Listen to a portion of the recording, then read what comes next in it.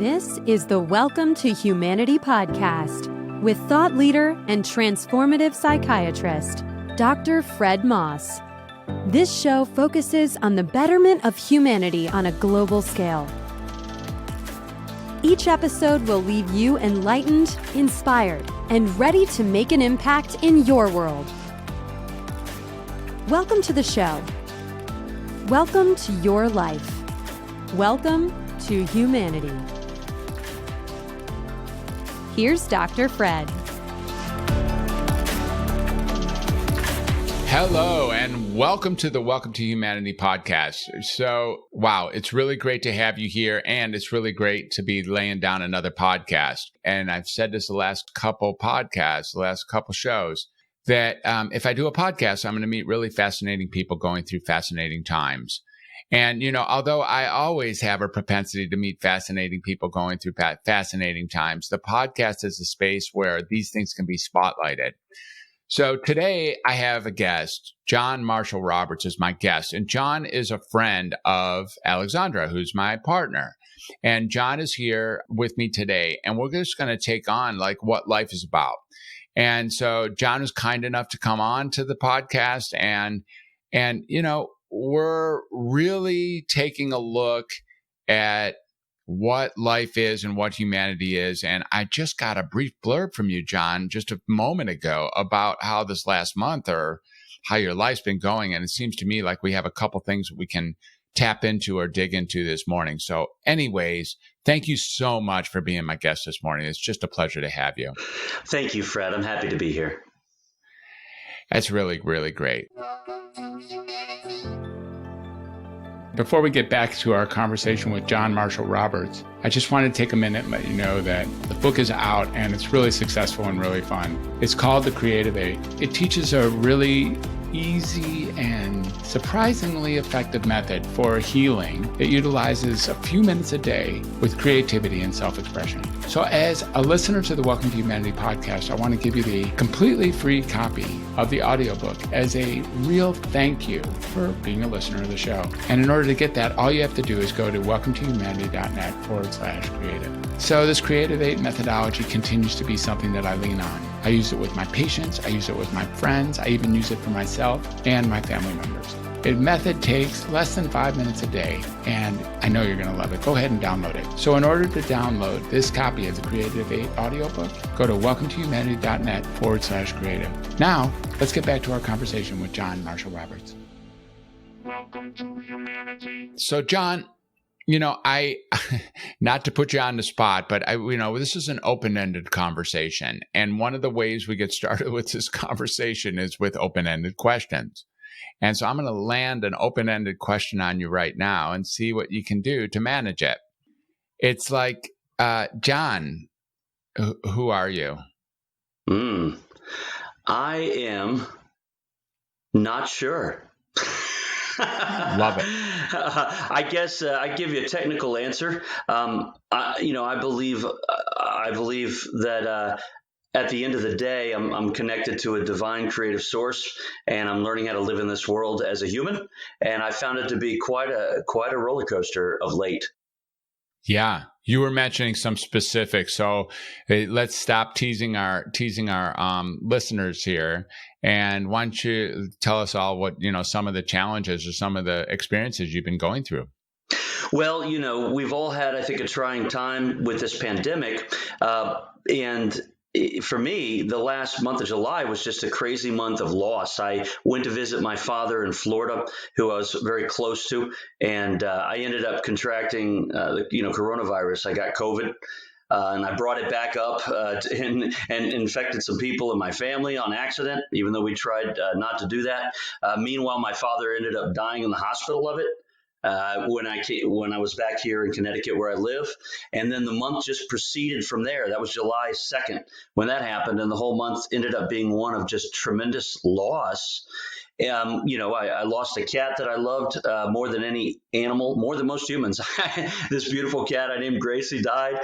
Relationship that I've been in for 5 years ended. It's been an interesting time of just intense loss. But what's interesting is that at some level, I've also felt really empowered and like I'm making a big step forward. at the same time. So it's very, very interesting, and I'm still trying to process it all, to be honest with you. Right. Wow. So, John, just to put this in perspective, the loss of a father, and, my heart goes out to you in prayers, and your family is already enough. And then, being in the throes of this pandemic and then contracting the actual condition and then taking it upon yourself, for however the source is here of you being the vector that then infected others. And then, not to mention the loss of a cat. And we have 3 cats around here, and I have a deep love for the feline species. And, you're right. It's like a love that runs deeper than even most loves, or almost all loves, for humans. And then a loss of a relationship for 5 years. And I can't even imagine that alone for me with Alexandra would be just devastating. And it just came in waves. I mean, it just came in waves. And here we are less than 6 weeks later from that July 2nd visit. And you have just experienced just a waterfall, gosh, I don't think I've ever even heard of anybody having that level of massive loss. So, what is your experience, and what are you feeling now? I get that I don't know is the right answer of who are you, by the way, and let us know where are you?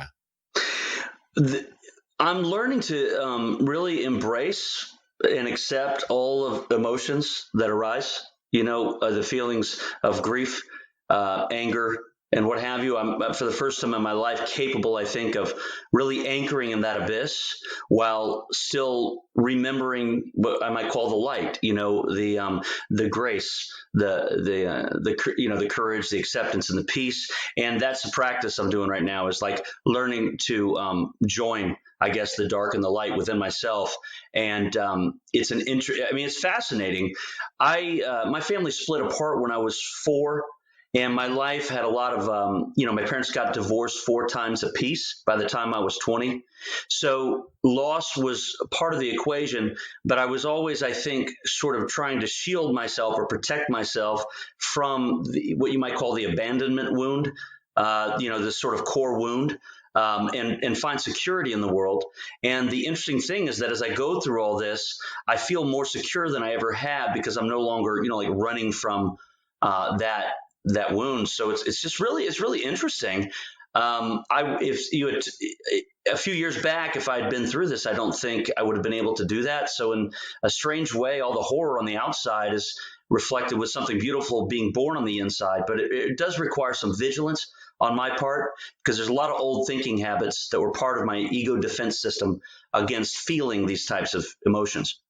Wow. This is, it's almost like you've been preparing yourself, or you've been being prepared, if I even dare say, to get this windfall, and like you have born something, you have birthed something that gives you some sort of, almost a timeliness to take on these things that have you addressing the core wounds of your life from the center outward. And my goodness, you get a blast like this, like a full explosive blast in multiple different dimensions of your life. And what more than that would test your moxie at having picked up whatever you're picking up as addressing core wounds. Is that an accurate assessment?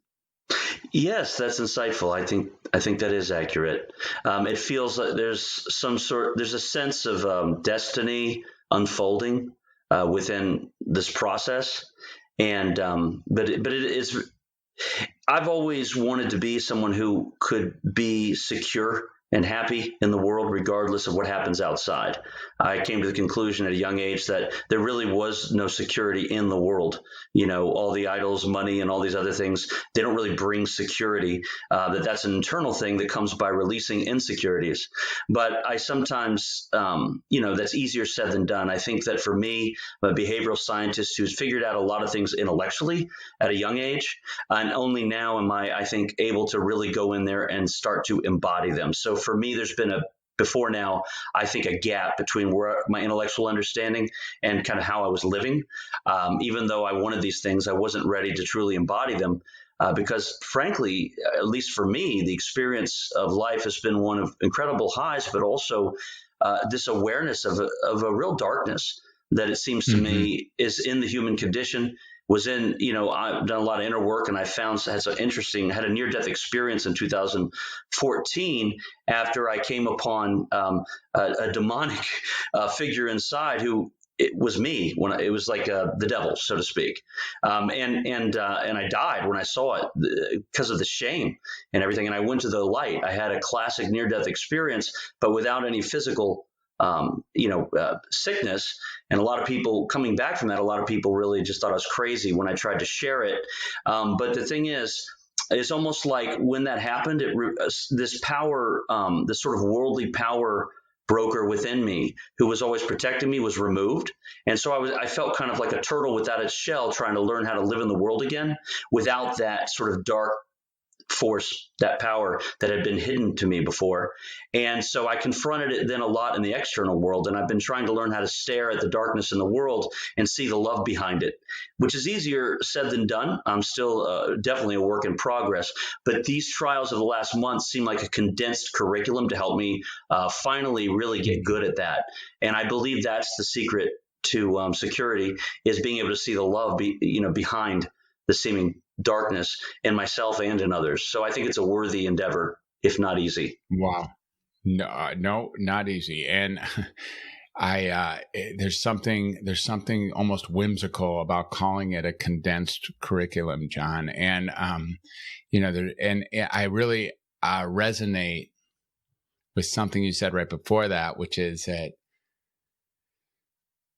I also have had a very, very bright life. When things have happened good for me, or when I've had an opportunity to be with or see or learn certain areas in my life that's just been magical, a high level, mountainous, extraordinary. And I studied this morning a little bit with a rabbi, and we really talked about, for some version of this, we didn't use these words, but for every X, for every X that you can experience, there's like a negative X to endure that is the same magnitude in the dark side, the same magnitude in the negative level, the same magnitude in the binary component, so that X and negative X go with each other. So you get to the extremes of life, and then you're prepared, by having negative X, you then again get to go to positive X plus 1. And, that there is something about this challenge that has it be magical that you're even still with us, like to walk through the valley of the shadow, is it the valley of the shadow of death? I think so, yeah. Yeah. It's, to walk through that together, and then to share that with our listeners here is extraordinary. So it's like, wow. And there's also something about this turtle without a shell, or really trying to figure out, like, how to live again, or how to live, without your so-called protector, which wasn't really protecting you anyways. I think there's two things I want to point out here. Well, number one, you are carrying a lot of weight for humanity right now. The people who are hearing you, or being with you, or being next to you, are being touched and moved by every one of your moves, just having gone through something that none of us hopefully will have to go through in a month. And, or, that you have that's almost a responsibility or an accountability, or at least a beacon here of what is it to be a human going through all this humanity in such a intense, concentrated IV bolus fashion. That's number one. And, number two, I wonder if the largeness of your impact by just waking up this morning and being here with us, like by just agreeing to take one more breath and then to share your experience. And so thank you for both and all of that. Really. Well, thank you, Fred. That's beautiful. And to be honest, I really don't think I'm aware of that at times. I don't necessarily have that awareness of the impact I make by just being. Maybe that's where this is leading. The gratitude for being. Well, that's what it is. I mean, that's what I'm reverent to right here. Is there's something about, wow, I'm in the presence of somebody who's, the last thing I want to do, John, and brings me to tears, is lose my relationship or lose my cats or lose a family member, or then get stricken with some pandemic in the same breath. I mean, I don't want any of that for anyone. I don't want that for me or anyone. And here you are having had all of those things just occur 4 minutes ago. And there's just something like, what does a human do who's hit with humanity at that level? And I really just, honor you for coming at that with the language of words and bringing it forth right now. So thank you for that. And I hear something stirring up over there then. So I'm really curious about where you are with the conversation right now. Well, I appreciate your open-heartedness and the opportunity to have this kind of a conversation, and it's interesting to do so in front of others. I guess my own humanity has often been lost on me. I really developed an intellectual ability as a safety, to really figure things out. I really thought the mind was going to be my path to safety in this world as a kid. And, I now understand that that's not true. And I'm trying to learn how to speak from the heart more than from the head with all my fancy concepts. And so I appreciate you giving me the opportunity to do that. I appreciate you demonstrating that through becoming emotional. What can I say? I'm becoming aware, my humanity is, I'm becoming aware that I had settled in my life in a lot of ways, not seeing my true value or really loving myself. I ended up settling for certain relationships and situations, not just, the current romantic relationship, but also my relationship with my father. When he passed, I became aware of a lot of dark things that I didn't even know was there. I hate to say it, but one of the dominant and most surprising waves of emotion that hit me immediately around his passing was actually, and I feel guilty almost saying it, but it's it was relief and rage. There was relief and rage. I realized, and it was quite interesting, but I realized that I had sort of a pact, like a soul pact with him to be his emotional caretaker until he died, and also he was always then going to also be there for me if I ever needed financial support or security in worldly terms.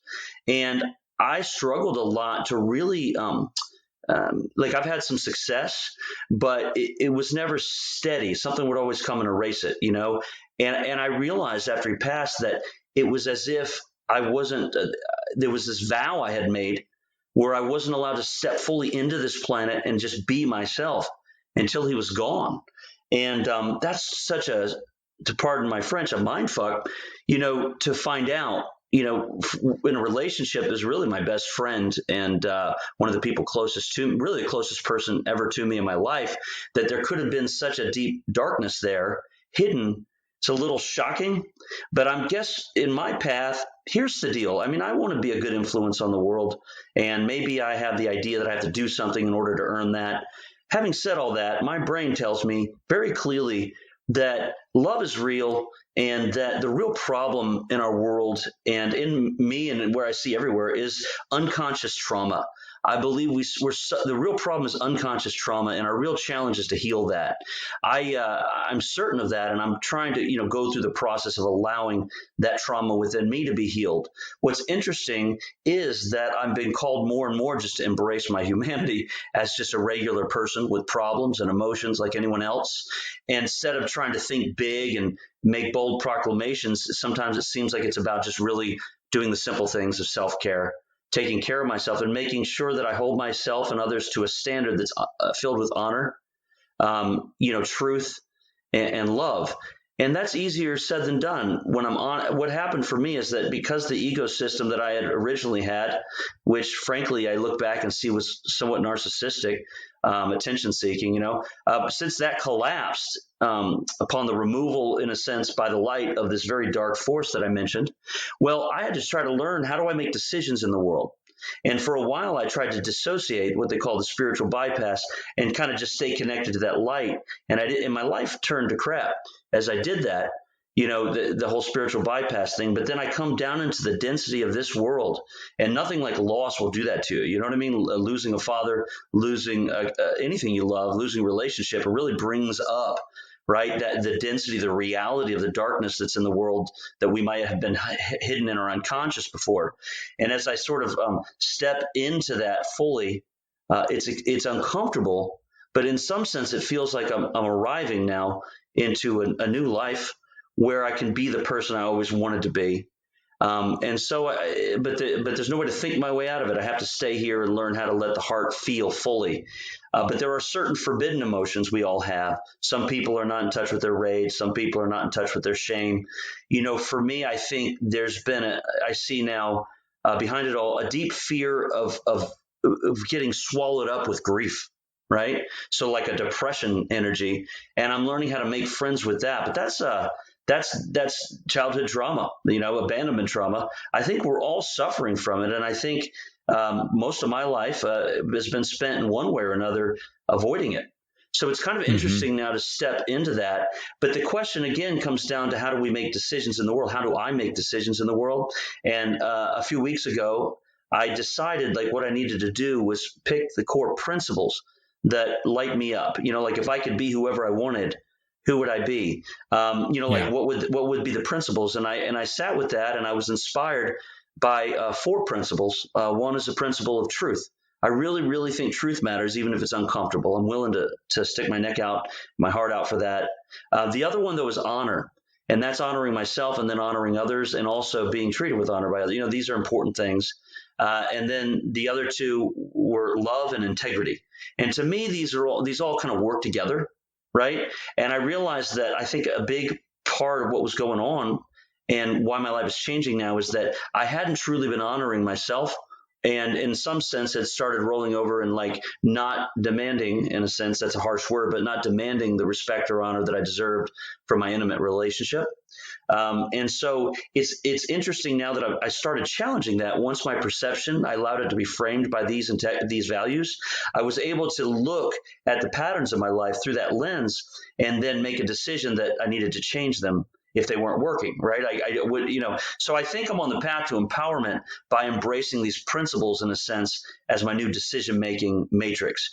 Not, just because that works for me. So I feel like this is a cool approach, almost like an ego replacement, that works. But I do find that I had hidden a lot of fear from myself underneath the illusion of security forged through relationships that weren't really honoring me. Mm-hmm. Yeah. Yeah. So the fear, there's a whole lot of intensity in that last run of what you just shared with us. And, this honor, love, truth and integrity. And then, as a counterbalancing, or as like you call a matrix, a space to work from, something to utilize as to how, what are, what's a starting point or a home base to design how you're going to keep walking in the face of adversity, or in the face of circumstantial tragedy, or in the face of, relationships either disappearing or going south. And then this idea of the original core wounds and all the fears of, the fears of actually having to address the core wounds that are causing the fears in some ways, it's really no. And in that fear, a hesitation, or in fact, maybe even an outright decision not to address them because of the terror of addressing them. And in fact, that's where the gold is. And, how is one going to go, or how is John going to go into staring that down? Because your existence now seems to be essentially defined, or at least directly challenged by addressing these core wounds and its manifestations in a way that allows for a transformation that then allows you to actually address the core wounds and its manifestations. And there's something like listening to you, I want this was sort of like a corollary to what I was saying before, is that another thing you might not know is you're actually as intense as you are, and indeed you are intense. You should know that you're speaking to the core of humanity here, John. This is like, we all have this at some level, and some are less exposed or maybe less obvious or evident, maybe less dramatic in their outright manifestation.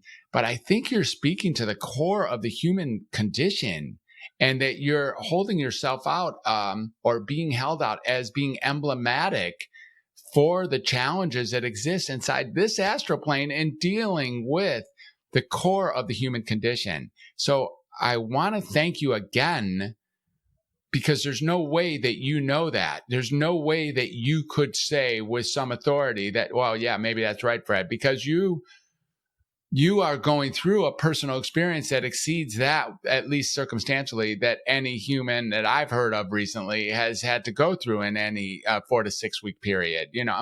That's not quite true, but in some ways, the 4 or 6 things that have been lowered on you in the last month are beyond outrageous. And together, it's just a smorgasbord of how does one handle, how does one take steps forward in the face of that level of adversity, pain, and grief? And you're walking the walk right now in the face of managing it by putting a couple things in place: honor, love, truth, integrity. And the impact here, I just think, resonates at a level at the core of humanity, John Marshall Roberts. That's what I'm talking about, that you're not as unique as it might feel to be going through your experiences, and you may be speaking to 7.8 billion people right now. Wow. Well, thank you. I feel seen, and it does resonate as true. I am trying to get to the core, but there's more interesting to me right now is to observe the vulnerability that I feel at expressing fully who I am, like that core, right? There's something epic going on here, but maybe it's guilt over past narcissistic, whatever, grandiosity or whatever, but it's like, I have a hard time receiving sometimes true being seen fully at that level. And, I guess I'm recognizing a fear of being honest. Although I do it, it's almost like I've marshaled a sort of hardness of courage to sort of, kind of share honestly. What I'm looking and what I'd like in this next phase is to bring in more yin, I guess you'd say, some softness. I'd like to learn how to connect with humanity on a day-to-day level, because whatever message I have, which I do think is increasingly relevant as our world, as the darkness is exposed globally and through all this strangeness that's happening, there's definitely a strong imperative, I feel, which is to learn how to get to know people again and to enjoy people and connect with people in a lighthearted, fun way, because I have a lot of joy in me as well. And that often comes through with music. I'm a singer, songwriter, drummer. I love music. And when I play with my daughter, who's a beautiful little 6-year-old, just lights me up. But that energy of just lightness, lightheartedness, I'm seeking to. I want more of it. I need it, right? Because the intensity can be overwhelming at times. And so for me, the integration of the two may take some practice, but I do think it's possible. So thank you for seeing what feels like it may be the true depth of it, and for allowing me to share where I think my edge is, which is, I think, trying to bring the softness and the playfulness in while still holding the anchor, so to speak. Yes, exactly. Yeah, the anger's not going anywhere, and it's more than even holding it. What I hear is allowing for it, holding it, and then embracing it as just being functionally, critical, a true fundamental component of what it means to be human, or what it means to be at least John Marshall Roberts. And there's something like in the face of that, having some dominion over how your life is unfolding, such that you can reach out through music or other forms of creative self-expression, or in your love for your 6-year-old daughter, to dance the dance of life and to have an enjoyment and to actually love the pleasurable aspects of life, along with experiencing, enduring, or learning from its counterpart on the dark side, which is not always pleasurable and sometimes overwhelmingly painful, as you've recently experienced. And there's like an opportunity to take on this honesty, which I also am very much drawn to in this conversation with you. Like, I too have a sort of an identity, that I'm going to be, Fred, he's blunt, he's honest. And it's like, if you really got me, you'd see that almost that also comes with a shell, and that being gotten way out here creates a new level of rawness, a new level of, oh, this is actually what honesty looks like. Because honesty includes all the, every component of life, every component, including the stuff that's just like nearly unspeakable, unmanageable, untenable, atrocious, or beyond misery, like, grief filled, or all of those things that they're all just fundamental components. And for you, they're just what has happened or what you're going through, or components of the next step of where you're headed next, like what's coming next for you. So I guess the next obvious question is, in your heart of hearts, in your mind's eye, what is coming next for you? That's a great question, and it's one I've been thinking and pondering and contemplating on heavily this year. Obviously with the pandemic, things got quiet, and we kind of had a lot of time to think and feel, and I find that it's good for me not to overplan or try to figure things out intellectually, but to try to get into the heart space of what would make every day, when I wake up, what would make every day feel like a vacation, like exciting, to get into the energy of the solution without trying to trap it into any form or words, and allowing reality to lead me there. Like, in a sense, a lot of what's happened, it's like we all have, a person in us, and we also have like a giant, and there's like the giant, I'm learning to let the giant do the heavy lifting. And the way that happens is when I just learn to practice staying in a state of the fulfillment of whatever that desire would be, and then trust and listen to the moment and circumstances as opportunities that are going to frame them as opportunities that are bringing me closer to it, whatever it is. Well, I've been doing that. I did that for about 3 months consistently. And then I think, all of the loss that I've experienced in the last month or so is in some ways the release of the layers that were blocking me from it. But what does it look like? Yet I don't know. I think what I would really love is to feel deeply engaged and connected to humanity, sharing whatever my gift is that may speak to the core of it in a loving way that people are able to receive. I would love to be able to talk truth of that deep core, but also have fun and be lighthearted, and be totally whole within myself, not seeking security through any external means, be they relationships or with people, or financial whatever, or jobs, my identity as a writer, speaker, whatever. Like, learning how to let that fulfillment be now, and not operate from lack. And then I have a strong sense that what's happening now is I'm about to be carried on a river to a life that I've always been dreaming of. And I'm kind of like just releasing the last shards of that. And I think that will look a lot like me teaching again, like I used to in the past, only now from a place where it's more like I'm a channel, letting things come through, rather than, a talking egg-headed scientist or know-it-all on the TED stage. It's a different feeling inside, but externally it may look a lot like what I've done in the past. And I just think, for me, on a more practical note, I've been looking to find the right audience who's ready to have a conversation of this depth and sees the value of it. I really think I want to get to the core, not deal with surface symptoms.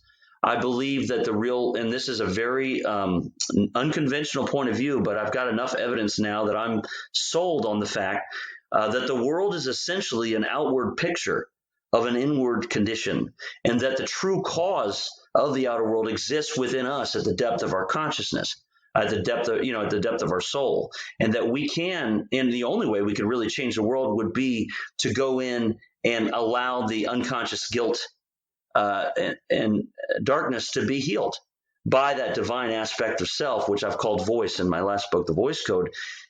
So I really would love to be able to bring that message to the world hopefully without getting nailed to a cross or shot or something, because it's the same message that all my heroes brought in their own way. But it turns out you got to be real gentle, kind, and loving and compassionate to bring that kind of idea to the world. And honestly, I just have not been that guy yet. You know what I mean? I'm not as loving, and nearly as loving as I thought I was. And really not, I would have to say, compared to where I'm going, I mean, I'm still like a kindergartner learning to keep my heart open. It closes automatically when I'm not looking. Mm-hmm. Yeah, it's, that's also, I think, a universal experience for anyone who's been out here, creating yourself as a teacher, so not only as a teacher, as one who's been through enough to be able to provide information for others, because that seems like that doesn't necessarily work, but being one who can be received by others. And I heard you really emphasizing that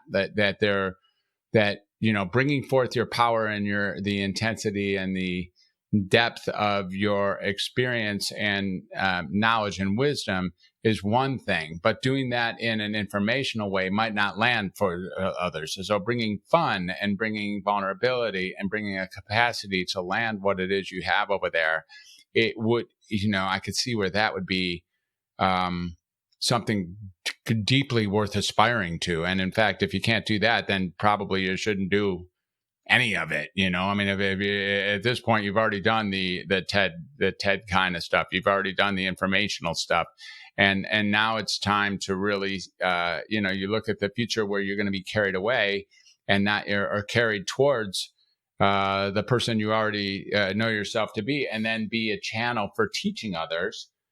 There's a hopefulness there. There's a faith. There's a hopefulness. There's a eagerness. There's a respect and honor for life that is inherent in that future. I completely appreciate. So you talked a little bit about voice code, and you talked a little bit about the heroes in your life and how they stood or how they stand on particular issues that I imagine butt up against some of the issues that we've already spoken of in this conversation. Can you tell us a little bit more about your heroes? And then if you can roll into voice code, which I had the honor to take a good long peek at, I think that would be really wonderful for our listeners to take a glimpse at. Cool. Yes. Well, in the spirit of this heart-based authenticity, I recognize that when you ask me who my heroes are, the hero popped to mind real quick, and then I thought, no, let me share another hero first because they won't get that. So, Jesus is my absolute hero, and he's when I went to the light, that was who was waiting for me, and I'm not religious. I don't, in any formal sense.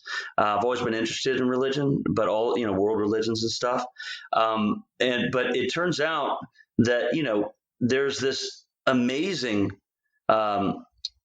presence of this loving, powerful, masculine, amazing person or whatever you want to call him. When I went to the light, I mean, this guy is my hero. I want to be like him. He is amazing and a lot different than the images you see, bandied about of him. Very, very powerful presence of love. And it's like the shadows, you're safe. It's like he can see right through you and you're safe. And so that was my experience in the light.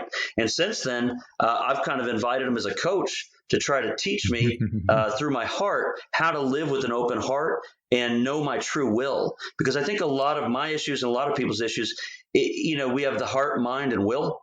And I think one of the things he taught me is that you can't know your true will until you have an open heart, so because the heart's kind of the bridge.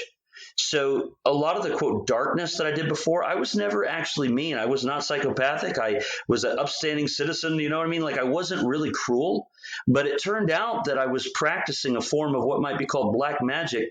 And the way it works is you kind of get your brain, an idea you want, and you use your will to kind of like force that idea into reality, and your heart's guarded. So like Jesus is my hero because I think he completed the curriculum of humanity. Getting to the voice code, then that leads naturally. I discovered this thing called the voice code, which is essentially completing a map of human development that was originally pioneered and discovered by empirical research from a guy named Dr. Claire W. Graves. And it led to a system called spiral dynamics that most people are, that's the most popular expression of it. But it's a systems-driven it's a map of consciousness and the stages that the mind moves through as it evolves towards complexity, right? And so thinking of the mind as a natural system, it's a beautiful, Claire Graves discovered an 8-stage path that was amazing. And my first book, Igniting Inspiration, I helped people use that segment as a segmentation system so they could communicate their ideas more effectively to those at different worldviews who they wouldn't otherwise understand. So with the environmental movement, we're particularly fond of it because it helped them understand why some people doubted global warming, how to get through to them, this, that, and the other. So that was the original thing. Well, a couple years into that process, I was doing real well, but I had a problem. I wanted to teach people how to become transformational communicators and leaders, but I couldn't teach the inner game. I was only teaching them like how to influence others. But if you're not authentic and if you're not aligned with that higher self, that's about, as I understand, about 80% of the power that someone like Gandhi or Jesus or Martin Luther King wielded is their inner alignment. And that piece I wasn't able to teach. I really needed a map. Well, eventually I was able to discern a pattern from our data that suggested there was a very clear set of principles that were orchestrating the 8-stage path that Claire Graves discovered. And when we used that algorithm, that equation, we could actually figure out where the process of human evolution ended, of consciousness ended. What we were able to do was create an extremely elegant 12-stage path in which the 12th stage would have to be essentially the end of time. That would be where people like Jesus presumably evolved to. And you get to that stage by forgiving everything that happened along the way. So basically what this map, what I call the voice code, says, the image of the snake with a tail in its mouth, right? Is that the path of human evolution is a circular in a sense. We evolve into 6 stages where we form our ego identity and become, what I call the achiever. And anyway, it's sort of like the Donald Trump, kind of like I'm one with my ego and worldly and all this stuff, right? Some people call it narcissistic. I'm not actually judging it. I'm just saying that's what the map says. We get to the achiever stage, and then it's like we go over a mountain and we climb down and we forgive each of the stages that happened on the way up the mountain, on the way down. So when you get to stage 12, in a sense, you've forgiven and erased all darkness that goes back to stage 1, which is the womb. Stage 1 would be the womb, and Claire Graves didn't get that because he wasn't able to interview embryos, in his data gathering process. But if you look at the logic, it was impeccable, and I'd seen it so many times. And then when I saw that pattern, what kicked into me was this awareness of a spiritual paradigm called radical non-duality, right? A book called A Course in Miracles talks about it a lot, but it's the idea that this world is essentially a dream. And it's a dream of separation that we're awakening from. And this map completely confirmed not only that would be true, but this map suggests that how it happens and how it happens in stages, and how at each stage you have certain key challenges and certain key relationships, learning partners, often who are contentious, but they're helping you in a sense to do that work of forgiving. So in a sense, it's like all of time and space. Humanity is like a solar flare that's shot out of the sun for a minute, and then it comes right back into the sun, right? And that would be stage 13, which would be where what we call heaven exists. Now, when I cracked the voice code, I just knew I didn't know anything about Jesus or being a part, I didn't have any religious, sings about it.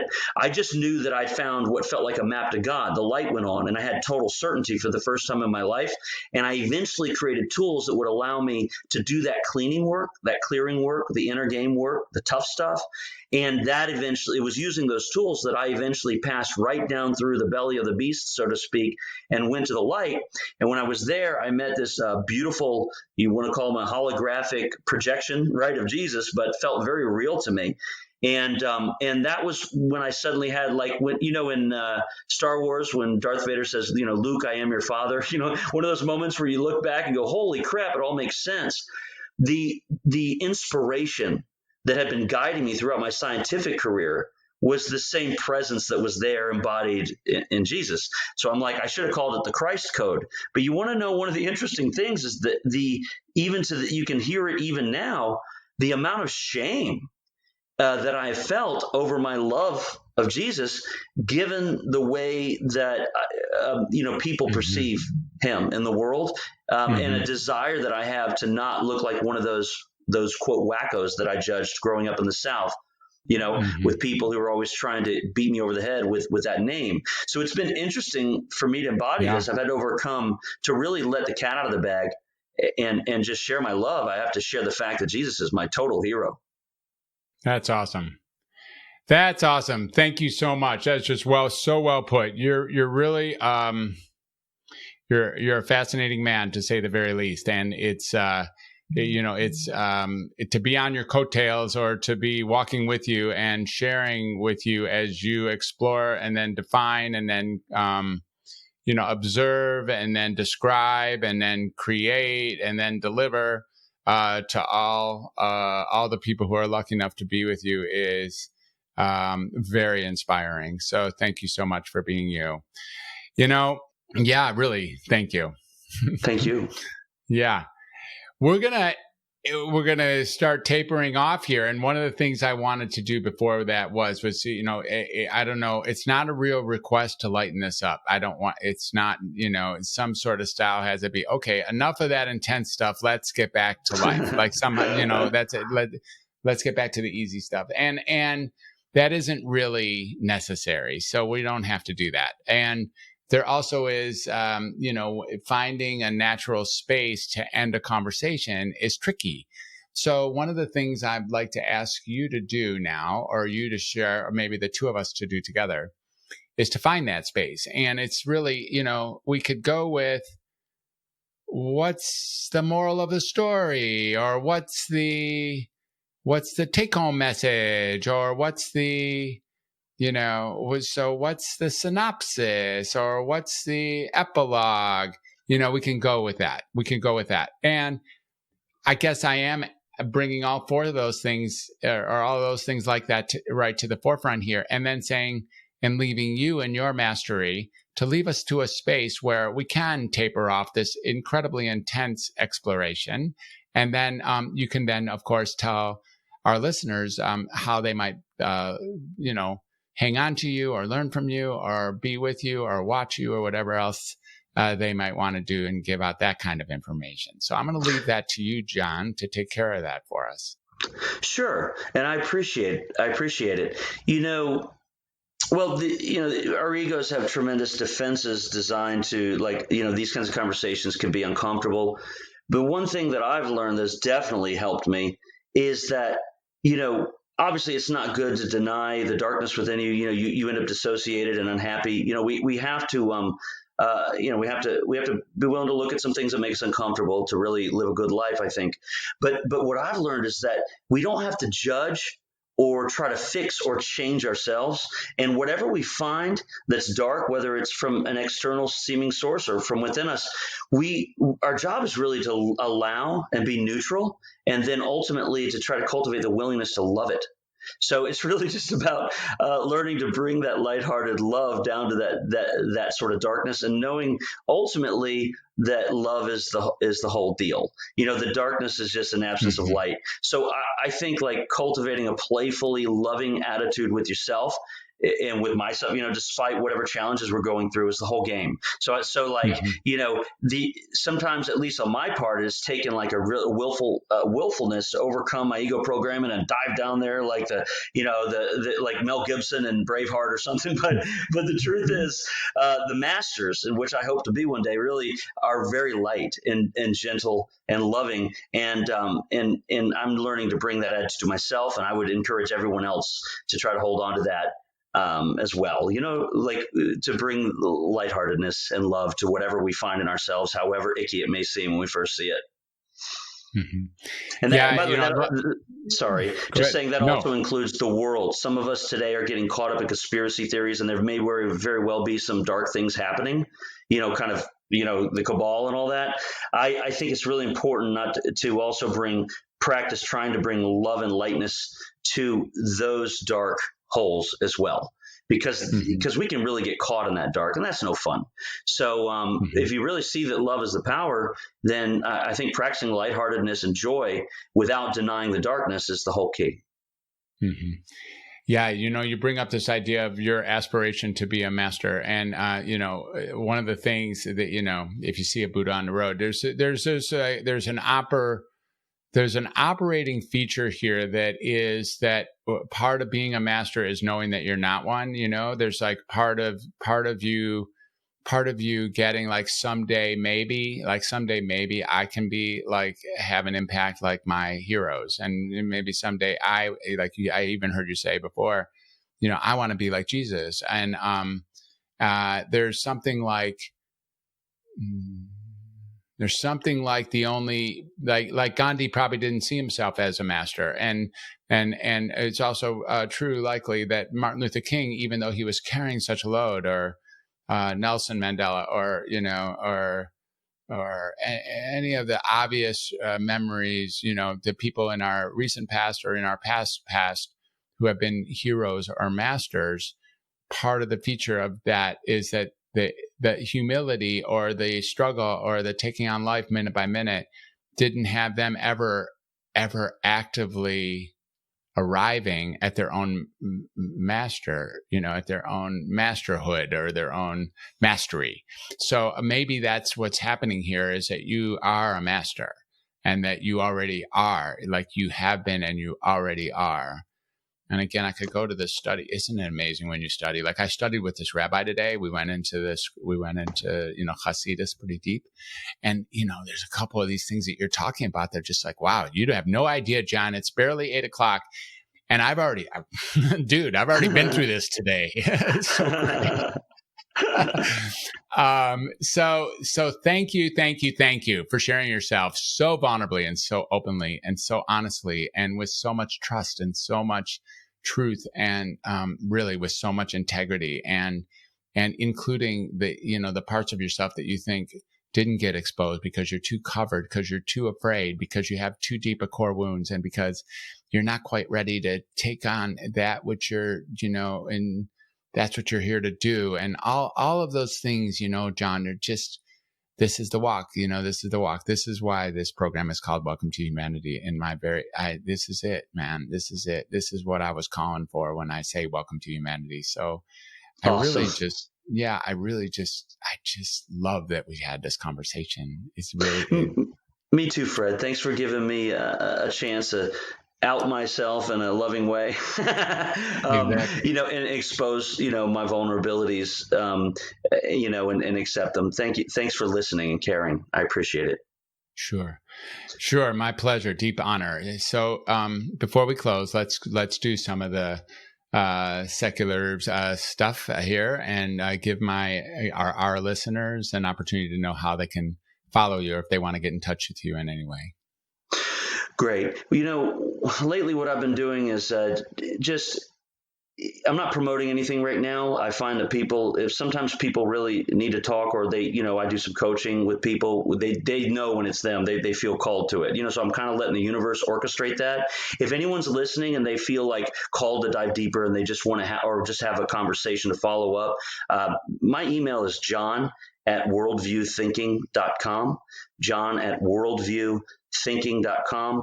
I'm very approachable, and I'd be happy to answer your questions and dive deeper with you if you feel called to that. If you want to learn more about my research, I have 2 books that are available on Amazon. One is Igniting Inspiration, the Communication Manual, and then The Voice Code, Master Your Inner Game, shows the tools that they could use if they want to find a sequential step-by-step process to help them kind of do some of the deep clearing work.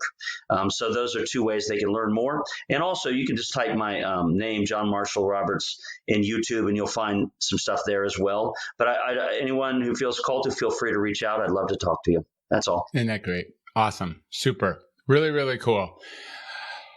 All right. So we are going to wind down. It's just been a deep pleasure. And I look forward to our future conversations. It's we have this mutual friend, and she's just like the loveliest beacon of a person that I've ever met. And, I'm lucky enough to live with her and to call her my life partner. And it's an opportunity to explore these kinds of things together. So thanks for being friends with Alexandra. And then also for trusting her and to being with, so that you and I could have such a deep conversation with her as our fulcrum. So thank you so much for that. Absolutely. She's amazing. You're a lucky man. And I feel very blessed to have both of you in my life. Thank you.